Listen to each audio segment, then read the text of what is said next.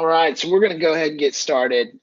Thanks so much for joining us today, everyone. Apologize again for some of the technical difficulties. Our team is actually in Atlanta today for the International Council of Shopping Centers Southeast Conference. So we're having to kind of duck out of some sessions today and some meetings with retailers to jump on here. But in light of that, wanted to really open up our webinar format to have a conversation with a couple of brokers that we have done some work with out of Southern California.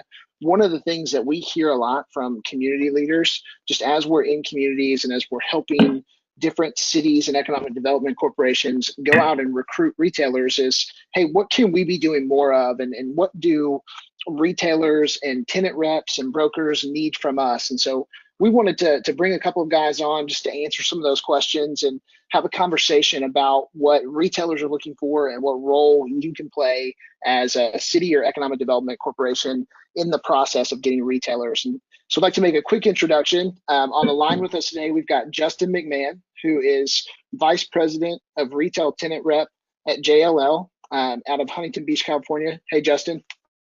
How are you? Good. And then we've also got Rob Crumley on the line, who is a Senior Associate of Retail Tenant Rep, also out of Huntington Beach, California with CBRE. Hey, Rob. Hey, how you doing? Good.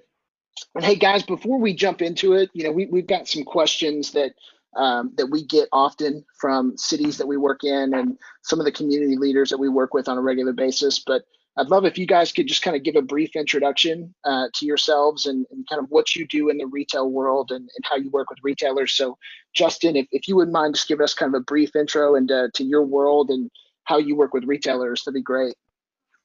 Sure. So I've been doing retail brokerage for about 15 years. Up until a couple months ago, I was at CBRE with Rob actually, but now I'm at JLL, and I do tenant rep and landlord rep. So I'm working with cities on both sides of the coin. Most of my tenant rep historically has been restaurants, a couple of box tenants, but really restaurants has been my forte on tenant rep. And then on the leasing side, I do a lot of on the list side, I should say, I do a lot of shopping center leasing, ground up development, and things like that.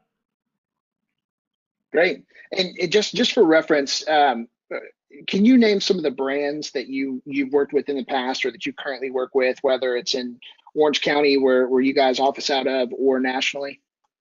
Yeah. So for myself personally, historically I've represented Walmart and Office Max on the disposition side, Starbucks on the disposition side, but a lot of my restaurant tenants historically were guys like Morton's, Del Frisco's, Islands Restaurants, the Kebab Shop, El Pollo Loco. I mean, I've represented dozens of restaurants in Southern California, and a few of them were West Coast as well.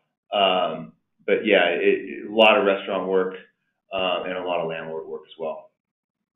Great. Rob, would love to just hear a little bit about your work and kind of where your focus is as well. Yeah, so similar to Justin, I do a lot of work on the tenant side, but I would say the big difference is I do like 99.9% work on the tenant occupier side. Our team here is a 6-person retail tenant rep team, and we focus on mostly box retailers, I would say, and on a super regional or even national level. So we're doing deals as far away as Ohio right now with a couple of our clients. Some of the clients we represent are Lifetime Athletic, Total Wine & More, Dave & Buster's, Restoration Hardware, Container Store, Sinopolis, Gelson's, Boot Barn, AAA, Wells Fargo, Five at the Staubach Company, which is now SRS, start off as kind of the mapping and research level professional, and especially because of how heavy that requirement is on the box retail side, and I've been in brokerage over here at CBRE for I guess my total career is about 12 years, and then been in brokerage about 8.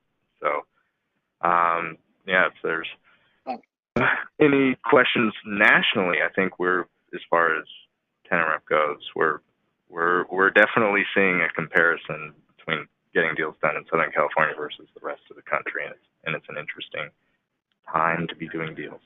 So. Great. Well, and that's one of the things I wanted to mention before we kind of jumped in these questions as well. You guys have a strong focus in Southern California and kind of in that region. So I know that you're looking through that lens, but I know that there is some national carryover and that you see some of that national stuff as well. So, we'll try to make a Yeah. distinction between, when you're talking about that region versus the national market. But I would be interested to hear some of your thoughts on kind of the macro market as well as we jump into those questions. And just one more note, I'm not sure if she's on the line. She's actually meeting with retailers and brokers today, but Caroline Hernsberger, our retail recruitment specialist, if she's not on the line, she may jump in and add some commentary and ask some questions as well throughout the webinar. Hey, you guys, I am still here, and I'm at a very busy ICSC conference right now. It's a really exciting conference because I'm right across the little strip here from what they call Retail Central. So I'm having lots of interesting retail conversations, but really excited to ask the brokers and get some insight from them as I'm sitting here looking at the retailers and brokers and developers are walking by. So I look forward to jumping in. Thanks, Austin. Yeah, you bet. And Caroline, jump in if you see anything or you want to add any commentary. But Caroline and I had some meetings with some communities earlier this morning, Justin, Rob, just in the same way that we do out at the West Coast Conference and Recon, and had a conversation with an economic development director for a city who basically said, "Hey, what can we do to help in the process? Because we feel like we're getting in the way. We know that you guys are the experts and have the relationships, but is there something that we can do in a position with the city to help in the process of getting retailers or getting brokers to look at sites?" And would love from your experience, both Rob and Justin, if you have any insights on what helps from a city perspective, or how city officials can be beneficial and not necessarily get in the way. Would love to hear your thoughts on that and how you think they might be most helpful. Yeah, yeah. If you don't mind, I'll take that from the start. I think that generally cities, all the things I'm going to say about what cities can do better are also reflective of what the other party can do better as well. So because we're all working together to try to do the same thing and to bring great retail, great services to cities in Southern California and beyond. So these things do go both ways. So I would say from a city standpoint, it's really getting to know your property owners, not just the ones that call you complaining about stuff, but if you guys see properties that you'd like to be redeveloped or things like that, just talking to those property owners and finding out what their goals are for those properties, and are they looking to move them? Will they bring on a partner? Will they sell? Will they redevelop? And I know most cities do that, but that's one piece of it. The other piece is, really have a presence. If you're a big enough city, you should have a presence at the industry functions at ICSC. You should be talking to tenants and talking to brokers that market, so that you will know, like, hey, these are the commercial brokers that are doing retail in my city, and these are some of the tenants that are looking to be in my city. And that way, the tenants, the owners of property, the brokers, the cities can all work together to try to find out, like, hey, what's the demand? Our people are looking for this type of use, and these users are interested because we've done the research and we've talked to the brokers and we've talked to the tenants, and I think that's really important. Another piece is really looking at deals with incoming retail and restaurant tenants, kind of in a holistic way, and I'm seeing this a lot in the cities that I've been working, streamline that process. How do we make sure that there's not a lot of unnecessary moves that need to be made, and that's of course a subjective opinion whether it's unnecessary or not. But so I'm speaking generally here. But that's kind of a broad brush. Rob, do you have anything to add to that? Because I think we can probably talk about what cities could do for an hour. I would, yeah, exactly. Yeah, I would say let's make sure that let's try to align goals, right? Because it's very rare that the constituents, the city officials, the tenants, and the landlords all have the same goals for a piece of property, right? So if you have a a nice neighborhood center in a city that's, in a suburb of so-and-so where you can get good quality tenants in that space, don't tell your landlord you're only signing off for an Apple deal. It's not going to happen. So I think, but at the same point, if we have, a tenant occupier use where, for example, we understand that the city, it's not going to look good to your constituents. Like, for example, car wash tenants right now are all the rage, are these fast five car wash, and we understand why in certain properties, drive-through type properties, pad signature, why cities would be hesitant to that. I think it's about keeping an open dialogue about preferred use and acceptable use, right? Because I think there's a lot of cities out there who have pretty unrealistic preferred uses in our experience. Yeah, Well, and go ahead. go ahead, Justin. One thing to mention about Well, I was going to say that car just brings washes it great. is that car wash sales are not taxable, and that many times is a big objection and an understandable one that cities have about accommodating that type of use. But you have to look at that as, hey, is that they're not getting a lot of sales tax off of that. But it's what fits for the may just be that it only works for a fitness center or something, and that's not bringing in a lot of sales tax. But the shopping center may not have the traffic count for the bigger box store that the city wants. So how do you handle those situations when you have an upset city leader who really wants to see a different use for the property, but it may just not work out right now? Well, I think that you need to have the data of why these people think, because the city, if it's the highest rent, the city's, rightly so, they don't care that this tenant that they don't necessarily want or isn't approved by right, and I don't blame them. Clear what the rent is, right? If we're telling as a broker or a property owner that we want to do this deal, we've looked at the market, and we believe this is the highest and best use for the property. Well, you need to get together and collaborate on, okay, so what have we seen in the market? A lot of times it's sitting down across from each other and discussing it, in this day and age, it's like emails and all that stuff and text messages.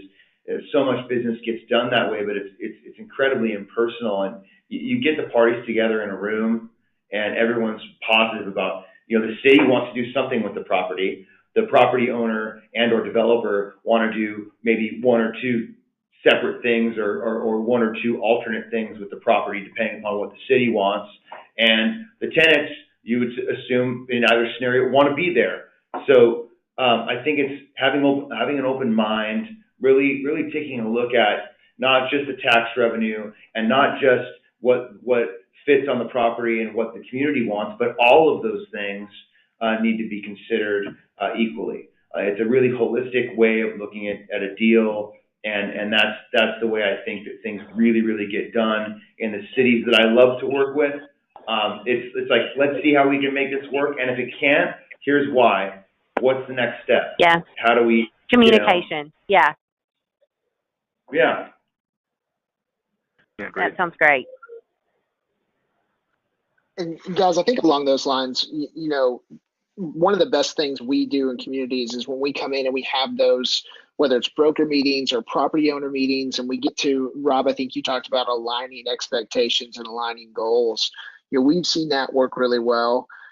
Speaking about the communication aspect, I think one of the things that city leaders get frustrated by a lot is the timeline. And I think there's an unrealistic expectation of how quickly certain things can happen with different spaces and different retailers. What are your thoughts, and what should that timeline look like? And I know it's kind of different based on every scenario, but is that timeline going to typically take longer than you would expect? Does it matter, what the process looks like? Does that speed up or lengthen the process? What are your thoughts there? And, how can we help set expectations for leaders on what that timeline looks like to go from either an empty space or a redeveloped site to getting a retailer in there? I guess start to finish. You mind if I take this one to start, Justin? Yeah, go ahead. Okay. Yeah, so an average box deal for us from when we show the site to them getting open is average year and a half, 2 years. So typically and this is just on the tenant side. This isn't the landlord putting the space on the market. This isn't, negotiating a listing agreement, putting up a sign that was calling this. This is from when we signed the space, so it's probably actually longer than that. We, will tour with a client, a box client, somebody like a Total Wine or something like that, and that tour probably took 3 to 4 months to even get them to come out, and we put together a really detailed site package to get them out here. And the amount of hoops that tenant rep brokers go through now to get deals done because of technology is much, much greater than it used to be.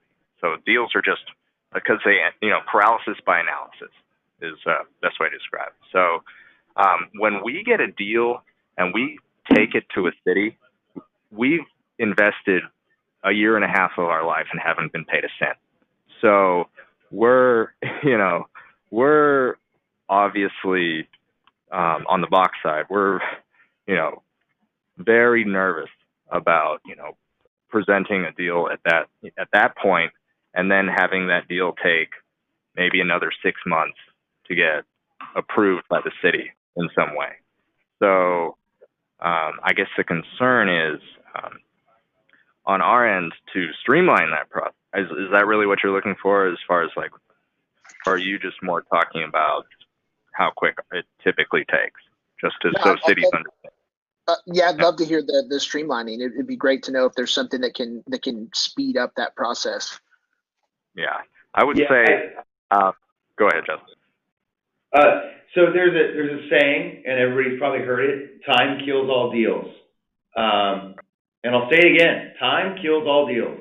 It happens, and I think that there is a process in so use changes. Do you need a liquor license? Are you getting entitlements for parking? Are you building a patio that needs, all sorts of things can extend the approval process on a deal. And most retailers and restaurants can bake that in to their pro forma. They can bake it into their deal count. Is it going to be in this calendar year or this fiscal year, or is it going to be in the next one?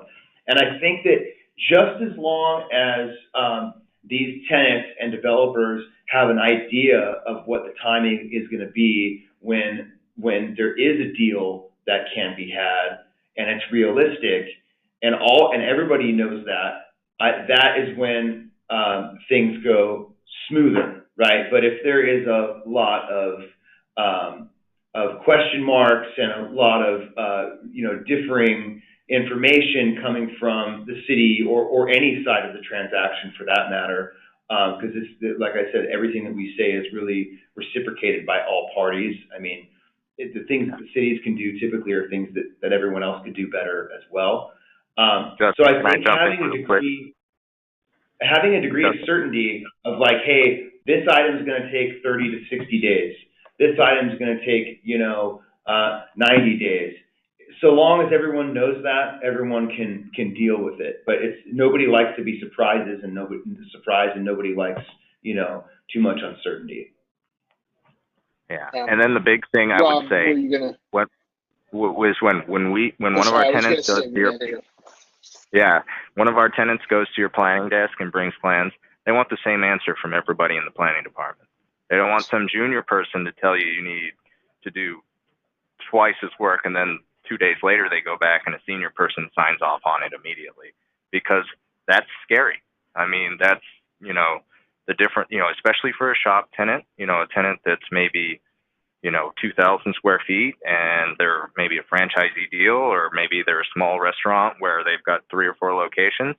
If you're telling them they're going to maybe have an additional $10,000 in cost and maybe have an additional 6 months, depending on who they talk to in any given day, I have tenants right now that tell me if they're only focusing on deals that when we call the city, they tell us we don't need a CUP, and they won't even tour sites with CUPs because there are better options in other areas.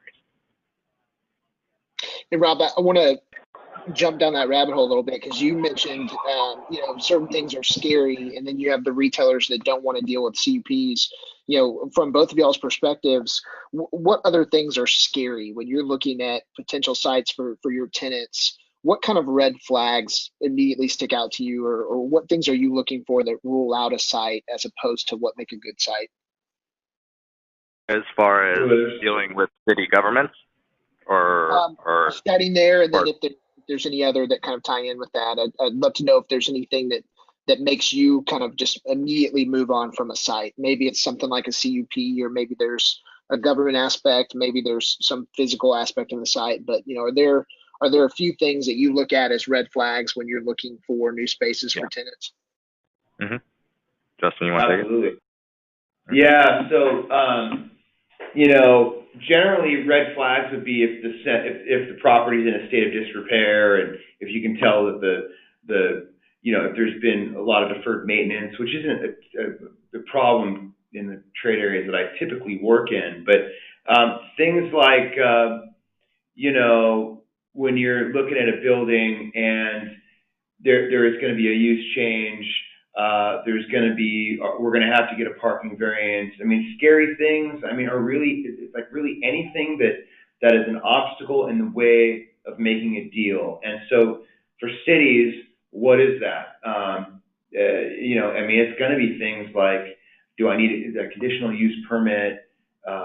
Do I need a parking variance or a parking study to prove this up? Yeah. Do we need, a liquor license? Because that's even heavier on the CUP. Has there been a liquor license there before? Things like that. There's all sorts of things that scare us all the time, but only a certain amount of those things are actually the items that the cities can help with. Yeah, I would add that the two scariest things for a tenant when they look at a site, especially when they're potentially dealing with a difficult city, is the parking lot and the signage. So if they already can look in the center and they can see that the parking is already seriously impacted, the tenant will be hesitant to do the deal, and then also the reason they'll be hesitant is not because necessarily they care so much about the parking. It's because they know the city cares about the parking. So I think we had a meeting with the city of Costa Mesa yesterday, and we were talking about going forward how parking is not, this is not 1978. This is 2019, and rideshare is a serious issue. And people are, I think in certain areas not driving as much or willing to struggle with parking when maybe 10, 15 years ago they would not. So, cities like, for example, Costa Mesa are becoming more and more urban, and the residents in that area are becoming more and more accustomed to dealing with parking issues. So I think in some instances they're considering, and they specifically told us this, that they're considering lessening the parking requirement based on specific uses. So, and then the other one. Yeah, we're seeing that. We're seeing that everywhere now. Is cities are doing shared parking agreements. They're doing, the way they're underwriting the parking is much different. It takes into account cross-shopping now. It's not just a parking count. Some cities have taken into account like, hey, this movie theater really needs X amount of parking spaces per code, but realistically, their busy times are going to be, weekends after 6 p.m. and things like that, or I should say weeknights after 6 p.m. and then weekends all day and night.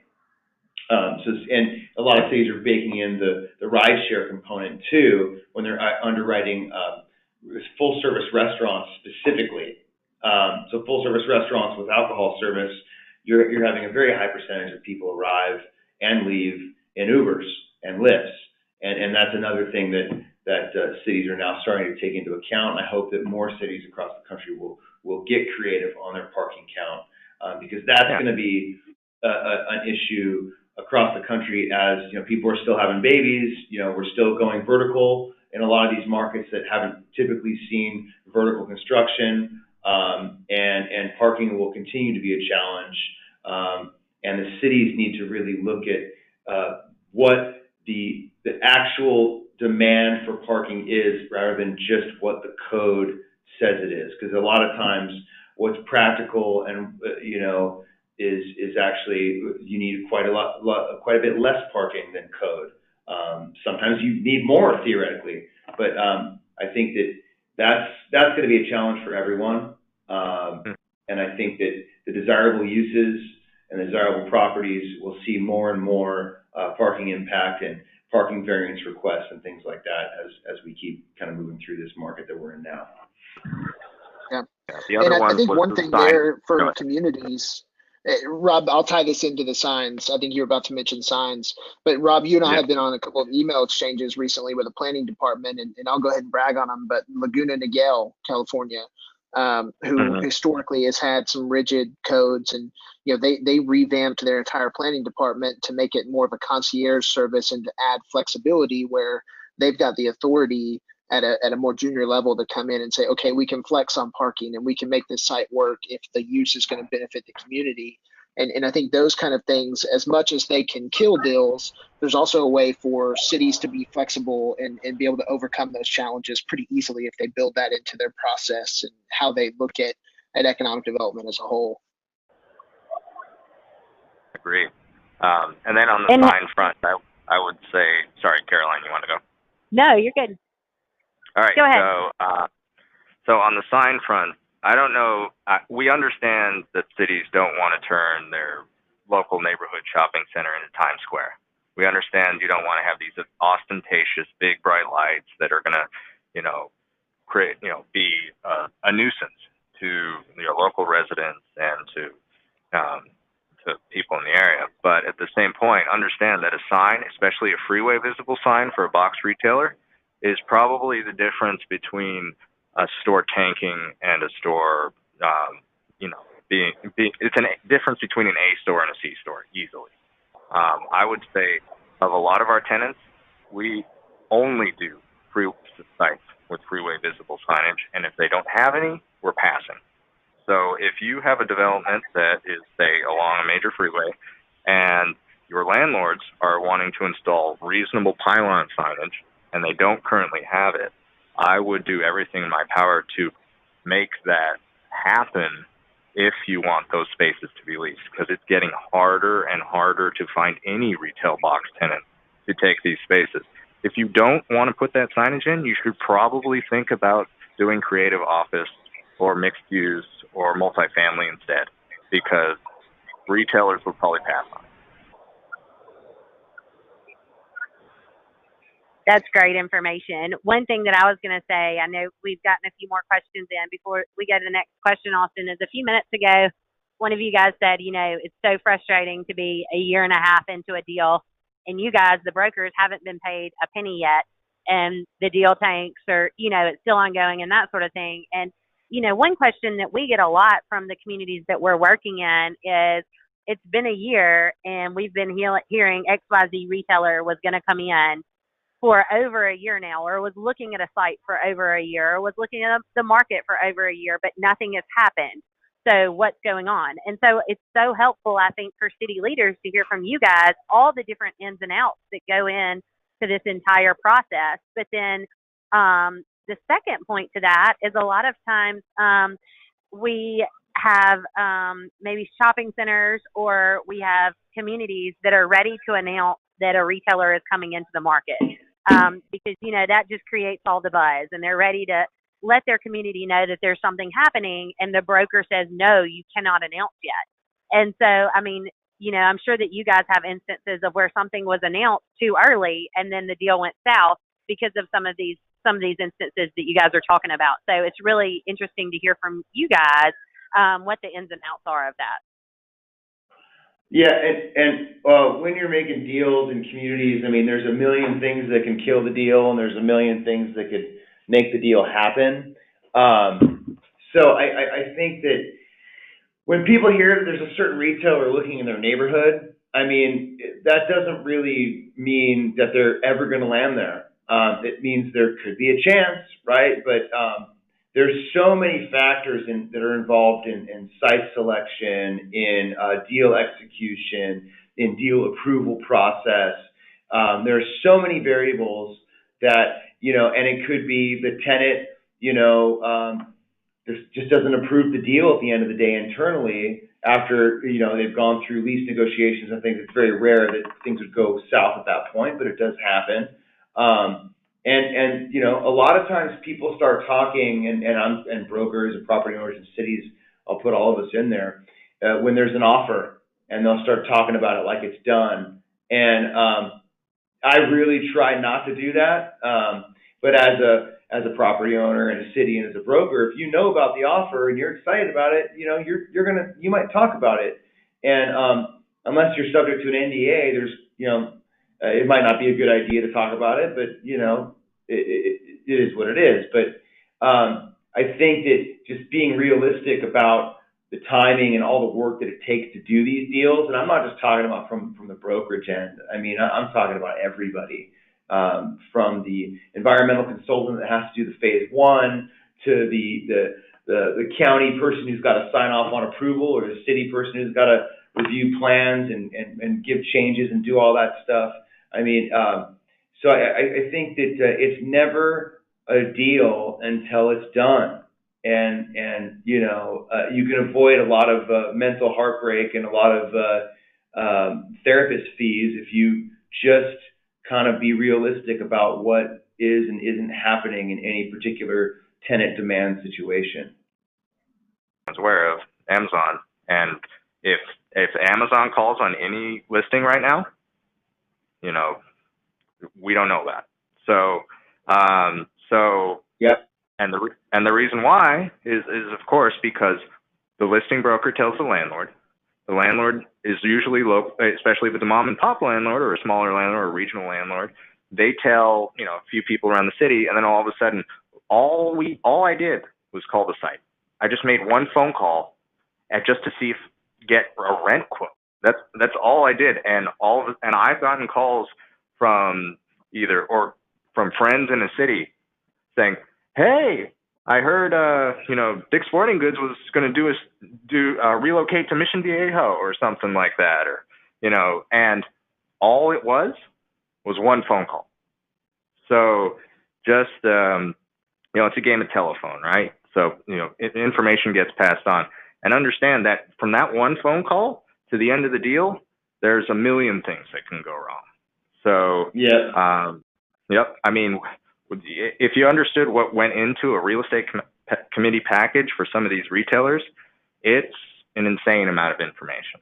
So, and if one of those things doesn't align with what they need in a site, then the deal dies. So. Hey guys, I'm going to segue from there into another question here in a second. We're a little over 30 minutes, so I want to be respectful of everyone's time. So we'll probably do one or two more questions. But attendees, if you have a question you want us to ask to try to squeeze in there, there's a question box on the right panel of the GoToWebinar screen. Drop it in there. If we can't get to it, we'll follow up with you and we'll get an answer from these guys later and make sure that we get it answered for you. But guys, one thing I want to talk about, just with your inside knowledge of what these tenants are looking at and hearing their conversations and growth plans, where is retail going from your perspective? Justin on the restaurant side, Rob on the big box and kind of smaller chain side. Where do y'all think retail's going, kind of this post retail apocalypse? And everybody likes to talk about it, but what do you think and what are you seeing in terms of trends that we should be aware of? You want to start on that, Rob? Yeah. So on the box side, I think you're going to see more and more retailers go more omni-channel. Obviously, have more and more of an online presence, and because of that, require less square footage. Every box retailer square footage that we've worked with, especially in the soft goods category, has gone down. So if they required 50,000 square feet 10 years ago, they're 35,000 square feet now. If they're 30,000 square feet 10 years ago, they're 20,000 square feet now. So if you have a big box space that was, say, a former Mervyn's, you're not going to find a traditional retailer more often than not to take that entire space. The only tenants that are really actively looking at maybe that big of a space would be fitness users and furniture users in our experience. Or you're going to have to change use. You're going to have to look at multifamily. You're going to have to look at creative office. You're going to have to look at maybe, I don't know, moving your city, moving the entire, city hall to a retail center. I mean, we've seen that. So I would just say that making it as easy as possible for landlords to convert these box tenants, big box spaces, into different uses or cut them up, and incentives in that way would be of huge value. Yeah, I mean, some of the trends that I'm seeing locally and across the country are some of the things that Rob touched on. But, where is retail going? I mean, I think, generally, very generally on the macro level, you're going to have more non-traditional and experiential retail uses that require more parking at particular times of the evening and during the day. You're going to have that. You're going to have a lot of these medical tenants that are coming in and taking these, hospital-backed medical tenants with great credit and great build-outs and a great service for the community, coming in and taking these closed-down big box stores and a lot of these, call it sub-anchor retail spaces. You're seeing a lot of the big JCPenney, Sears, guys like that across the country turn into multifamily, which then, you figure out a way to park that, and then maybe you put some retail and some restaurant and food and stuff like that around it, either on ground floor with apartments above it, or in pads fronting the development, or a combination of both. I mean, you're seeing a lot of that happen. You're seeing a lot of these, big giant restaurants. I mean, when I say giant restaurant, I'm talking about, the guys that occupied 8,000 feet.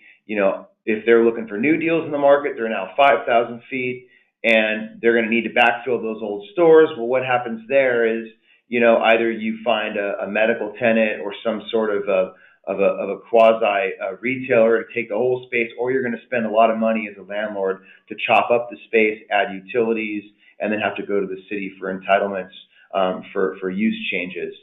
So, the only thing that's really, in my opinion, that's going to be consistent in the retail market is that there's going to be change, and everyone has to be nimble and on their feet and really looking at all of these things. It's taking us a lot longer as brokers to get the same amount of deals done. There's a lot more research that gets done. There's a lot more, working with cities and working with landlords on entitlements and things like that.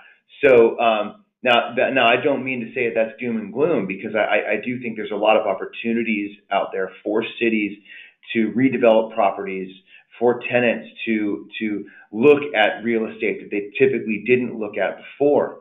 Another trend that I'm seeing is these higher rent paying breweries and higher rent paying, restaurant, distillery type tenants going into these street front industrial walk-up buildings.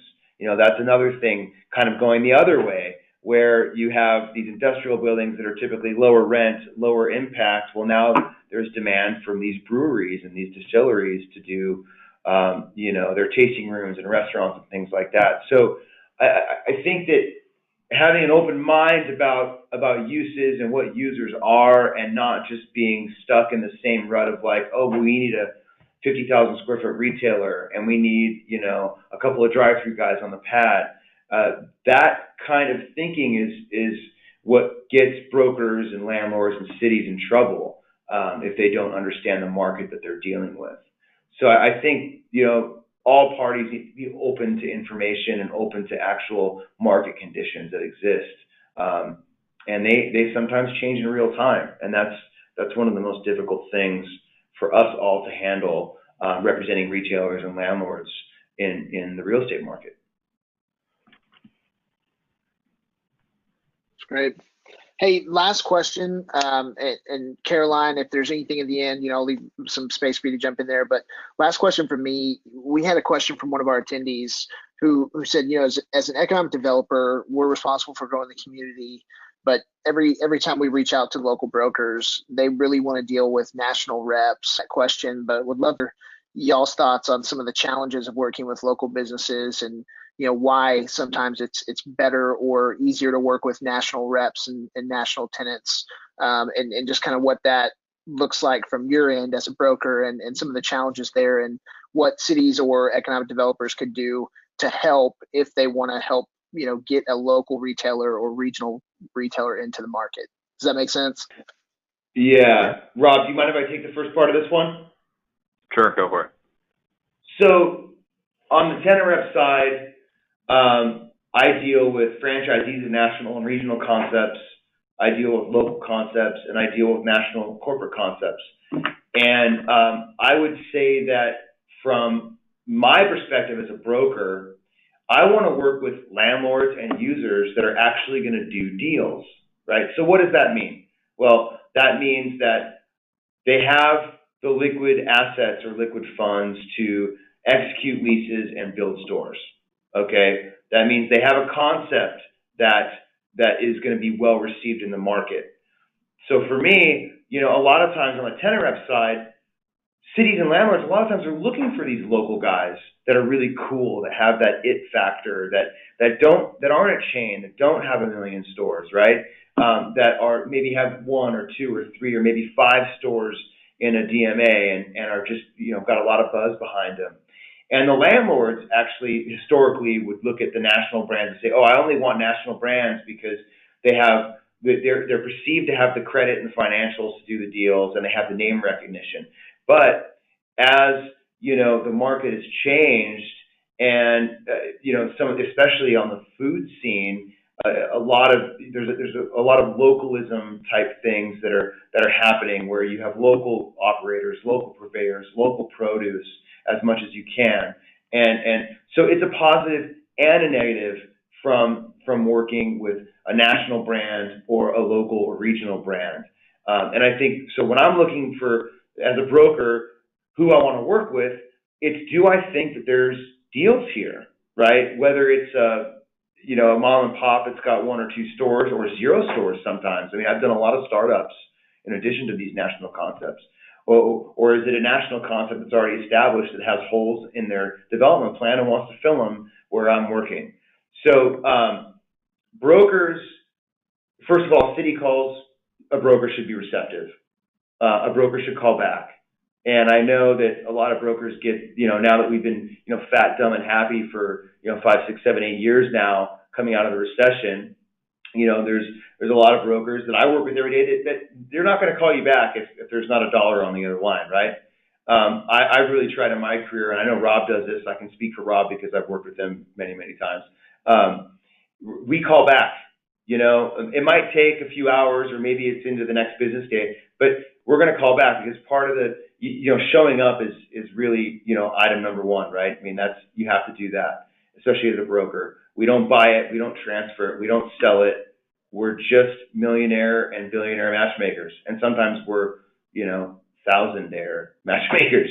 But so I think that brokers are looking for properties that are going to move, and they're looking for tenants that are going to occupy and execute leases.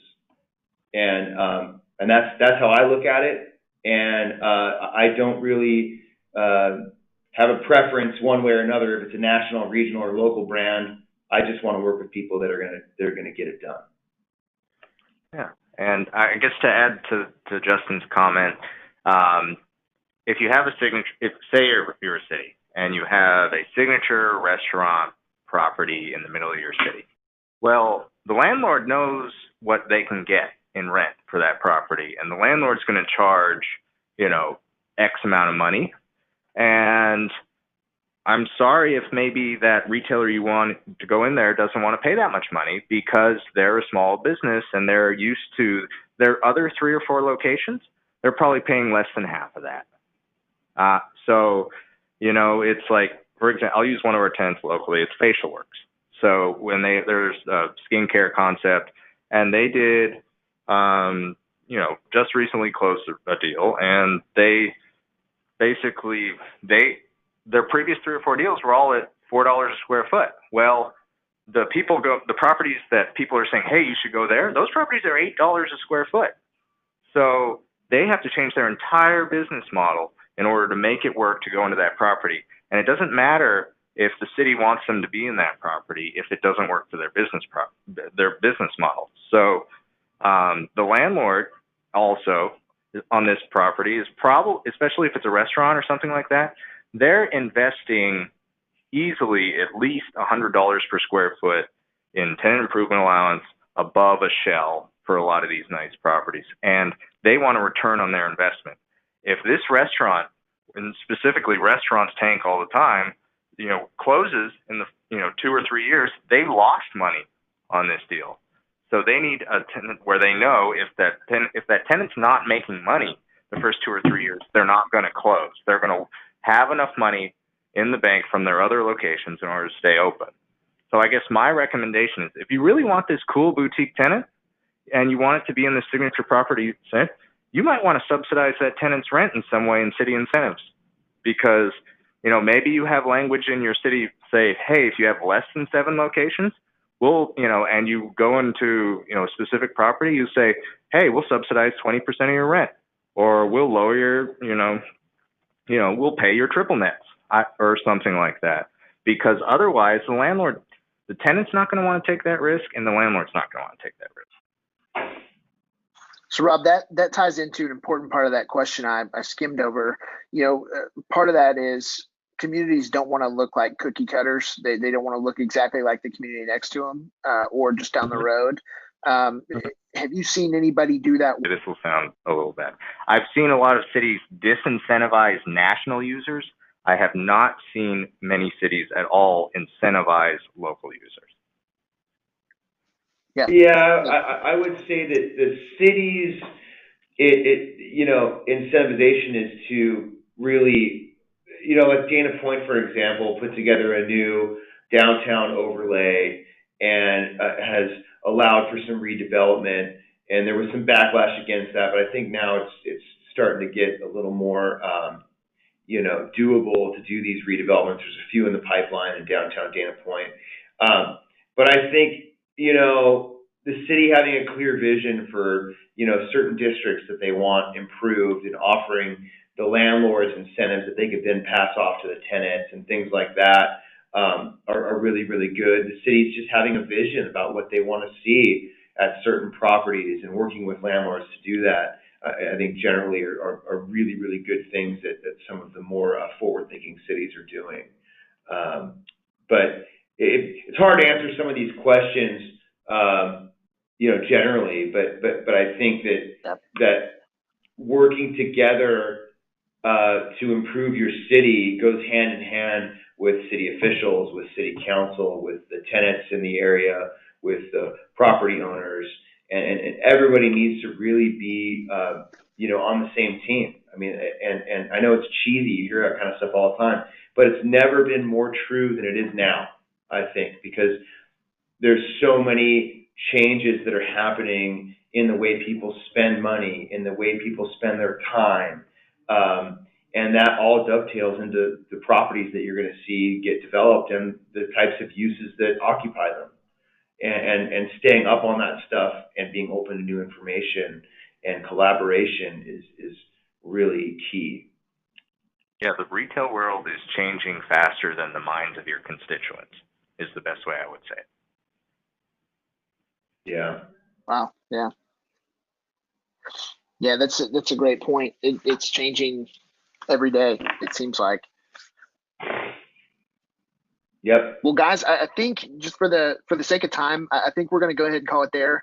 I want to just say thank you for taking the time out of your busy days to answer some of these questions for us. Getting to know y'all and work with you there in Southern California has been a great boost to what we're able to do in communities, and it's really helped in the communities that we've seen reach out and create relationships with y'all. And so, I'd love to hear your perspective just as kind of a leaving note. If there's anything you want to encourage people to do, or what they could do practically leaving this if they don't have relationships with their local brokers, what you would encourage them to do moving forward.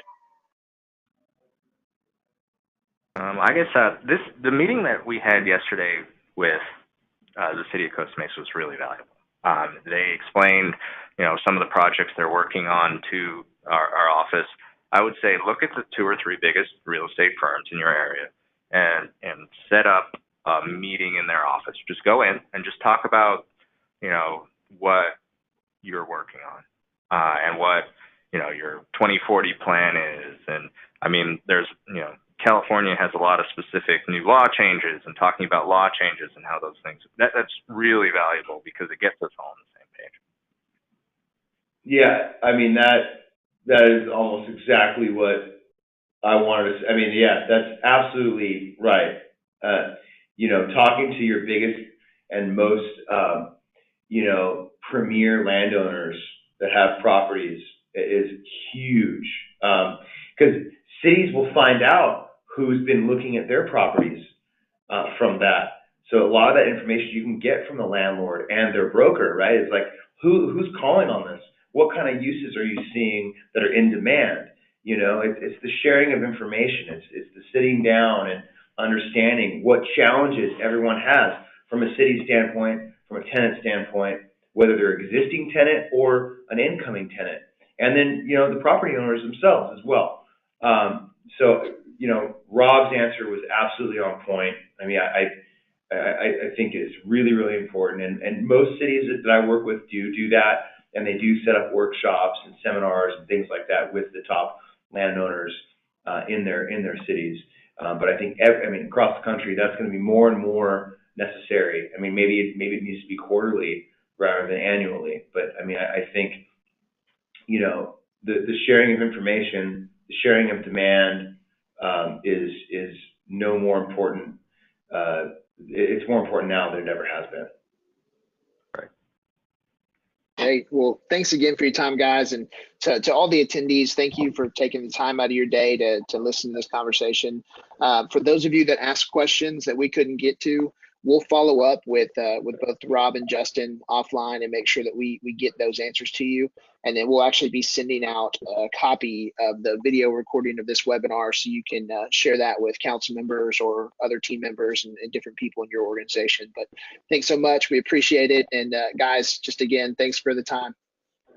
Appreciate it. Awesome. Thanks for having us. Thank you.